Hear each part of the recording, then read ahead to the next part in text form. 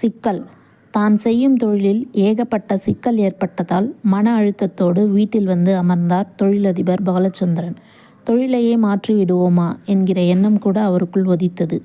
அரசு பள்ளியில் 9ஆம் வகுப்பு படிக்கும் மகள் கல்யாணி பள்ளி முடிந்து வந்தாள். முகம் கழுவிக்கொண்டு ஹோம்ஒர்க் செய்ய தன்னை தயார் செய்தாள். அப்போது மொட்டை மாடியில் பட்டம் விட்டு கொண்டிருந்த கல்யாணியின் தம்பி பட்டமும் நூல் பத்தையுமாக கீழே வந்தான்.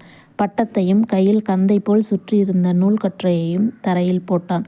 அப்பா, நூல் சிக்கலாயிருச்சு, வேறு நூல் கண்டு வாங்கித்தாங்கப்பா என்றான்.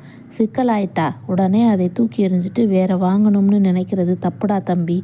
ஏதாவது ஒரு முனையை பிடித்து கொண்டு மெதுவாக பொறுமையாக சிக்கலை எடு என்று இயல்பாக சொல்லிவிட்டு தன் வேலையை பார்க்க சென்று விட்டாள் அவள் அக்காள் கல்யாணி.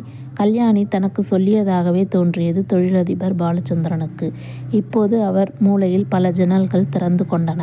நன்றி.